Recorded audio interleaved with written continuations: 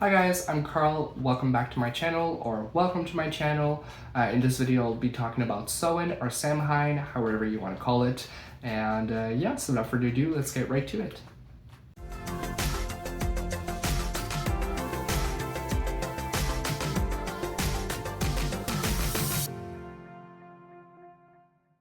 So in this video, you might hear some chewing in the background. So I have a new rabbit. She is 1 year old and 5 months. I'll be putting up a picture right here of her in my teddy bears, and also just her overall. So her name is Narumi. So she's chewing on some hay right now in her toys. So just ignore that. But yeah. So what is Samhain? So in this video, I'll be introducing Samhain to those that don't know it, and also what I personally do as a Wiccan. So for those that don't know, I am a Wiccan Hellenist. I have been for quite a while. I'll put the playlist up on one of the sides, whichever pops up on YouTube. I don't know, sometimes my camera's inverted. I just never know really. But yeah, so to start off, so Samhain starts on the dusk of October 31st, and it finishes on the end of November 1st. So it is kind of like a 1.5 day celebration. It really depends from pagan to pagan. Some other people might celebrate it longer, shorter. It really depends. Some people just stick just to the 31st. But yeah. So to really clear it off also, Samhain is not the Day of the Dead. Dia de los Muertos is not Samhain. To make it very clear, it is not related. I am putting the emphasis on that because a lot of people think that Samhain or Halloween in the modern terms, or in America more specifically, people associate it with death, but it's not actually related. So Samhain does have some celebrations that do honor the dead, and it depends from pagan to pagan, but it is not specifically just for the dead. Hey guys, one thing, I don't know how to say pagan or pagan. I never know how to say it. My native language is French. In French it's païen. So, I don't know. So Samhain is the third and final harvest of the year. And talking about harvest, it is Pagan New Year. So Happy New Year to all the pagans out there. It is my New Year as well today. I'm wearing a t-shirt because I'm not filming on Halloween or Samhain. I'm filming this like 3 days before. But yeah, Happy Pagan New Year to those that celebrate it. And yeah, for those wondering why it is considered Pagan New Year, so there's this thing called the Wheel of the Year. So for the Wheel of the Year, there are 8 Sabbaths. So there are 2 solstice, 2 equinox, and then there's in-between festivals. Samhain is a Sabbath as well. My birthday, for example, falls on the fall equinox. Samhain is not the fall equinox. It is an in-between festival, if you will. It is not technically just an in-between festival. It is a really important holiday, but it is in between a solstice and an equinox. So, yeah. So what happens is that Samhain is believed to be one of the times where the breach between life and death is at its weakest. So on Samhain and Beltane is when there's a breach between life and death. So that's when there's this misconception that Samhain is the Day of the Dead comes from, one of them. So there is a breach between life and death, so that is a time where many people will go and honor the dead. During this time of the year, towards end of October, beginning November, there's a lot of different faiths out there that do have a time in which they believe there's a breach between life and death. Personally, I do believe there is a breach of death. That's why I do stuff for that. For example, I have a crone of winter right there. I don't have a name for her. We'll just call her Branda for now. Okay, so this is Branda. She's the crone of winter. I'll talk about the crone of winter very shortly. But yeah, so first of all, for costumes, so there's different theories out there. Some people did believe or do believe that costumes were just invented as a way for capitalism to just basically sell off more and more and more. And although that is true for modern costumes, it does have its roots with fast fashion. It's not necessarily the case. So costumes were worn to warn off spirits. So it was believed that if you dress like them, you're less likely to be, recognized as a human. I brought my laptop, so it says it is believed to serve the purpose of blending with the spirits of Aos Sea of the underworld. So Aos Sea or however you say it. It's probably Irish, so it's probably read completely differently. But overall, it's just two full spirits. So it's kind of that idea. So one thing that was very important to the ancient Celts, and especially around that time of the year, around winter time, would be livestock. So protecting your livestock was something that was crucial, because if you don't have meat, you would literally die.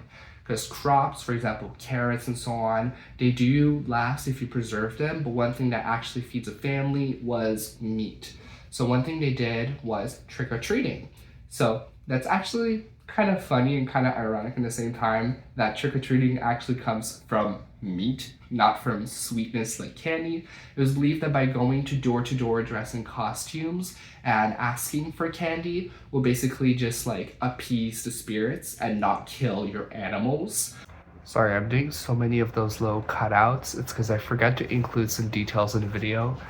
So yeah, so for the costumes, so they would wear costumes and they would go singing or caroling door to door, but not necessarily collect candy. So that's more of a modern thing, the whole candy part. It was just generally going door to door to sing. And then it's in the UK that they started to incorporate more the idea of a sweet or a dessert or a pastry. There were these little cake type of thing, those little bread pastries that they would give out when people would go yodeling or caroling, whatever it's called, like singing door to door. But it's the idea of a sweetness or candy did not emerge until very much later. So it was just overall going door to door, dressed up, but they weren't collecting anything. So yeah. And the reason that I say that it comes from meat and not sweetness is that although they didn't collect those sweetness or those meats initially, the overall idea of going door to door dressed up was in order to appease the spirits so they wouldn't kill their animals. So that's why I talked about the meat part. We've all seen jack-o'-lanterns. Jack-o'-lanterns, those like pumpkin things. I think it's pronounced jack-o'-lanterns, pretty sure. So those like big pumpkins, they actually used to be way more terrifying than that. They used to be in turnips, and they actually used to look horrifying. I'm going to put a picture over here of a turnip jack-o'-lantern. To me, they just look like very horrifying for no reason, but there's actually a story to that. So it goes back to a Celtic story about Stingy Jack, or Stingy Jack. I don't know how to really say his name. I think it's Stingy or Stingy, something around that. Basically what happened is that he kept tricking the devil, and then he got punished to basically like walk for eternity the surface of the earth. He was given some coal for some fire, some kind of fire source. I don't remember the exact fire source. I'm like thinking on the top of my head over here. And then to carry it, he took a turnip and he carved in the turnip basically. So he walked around the turnip lantern, and then it said that people make turnips as well, so some scary looking turnips in order to warn off the devil, and as well this dude that walks around with a turnip.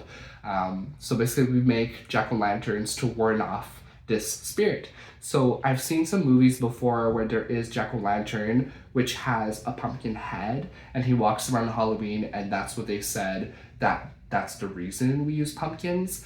But that's not truly the reason why we use pumpkins. The main reason why we use pumpkins is because when Irish immigrants came to Canada, not to Canada, sorry, I'm Canadian, so it's like, when it came to the US, to America as a whole, from Canada, the US, Mexico, all that region, basically they found that pumpkins are much easier to carve than turnips. So that's the whole reason.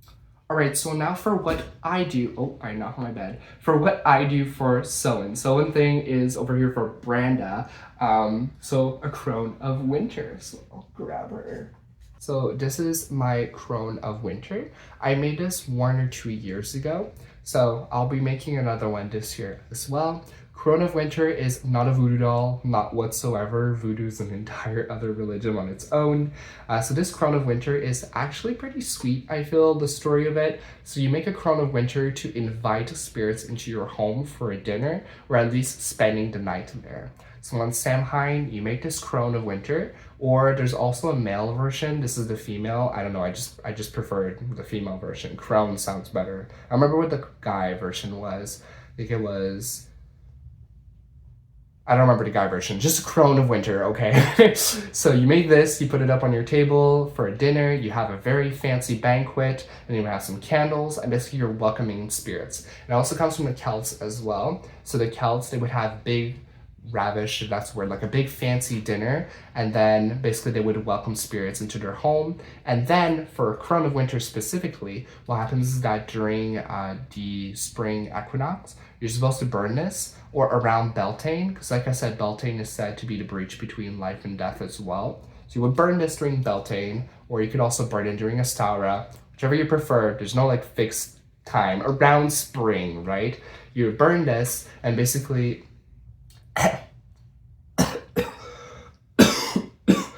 sorry, I started choking. So basically you would burn your crown of winter, and it was said to bring more plentiful crops in fall. So it's like a way to of the spirits to thank you for letting them in for dinner. So I find it pretty sweet. I haven't been able to burn this because I live in a city and there's no like fire pit just laying around the city, right? So I've been sticking on my crown of winter with Branda.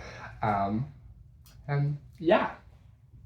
For Samhain, for my plans, I have my shadow book on my shelf. I'm not sure if you guys will see.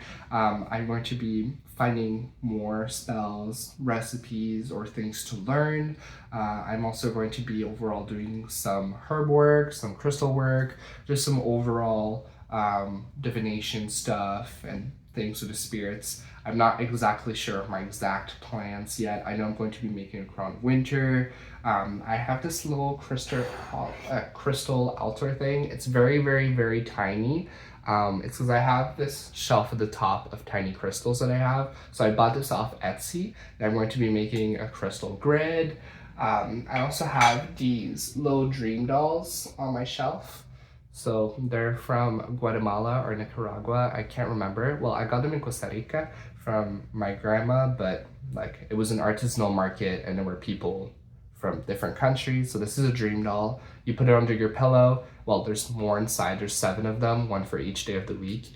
You put them under your pillow and it's supposed to warn off spirits. Not spirits, bad dreams. So have some of that. So I'll be overall doing a lot of work for that. I have my statue of Gaia. Probably be doing an altar for the gods as well, for Hecate and those kinds of things. And yeah, that's pretty much it. Let me guys, not let me guys, you guys let me know in the comments if you have any questions overall about Samhain, anything in general. I'll be glad to answer them. Please comment, please like this video, please subscribe, and yeah, hope you guys enjoyed, and I'll see you guys in the next video. Bye. One last thing, so I was checking my notes as well, and I found something from online that I found. The Celts would prepare large meals, keep their door open, and leave empty seats at the table so the dead could visit and have a chat with their living relatives. So it kind of correlates with the crown. So the crown kind of acts as a welcoming vessel. So some people, they would leave an empty seat. Some people would leave an empty plate. Personally, what I do is that I leave an empty plate and an empty seat. I might even leave a chalice with some water inside or some kind of juice. But yeah.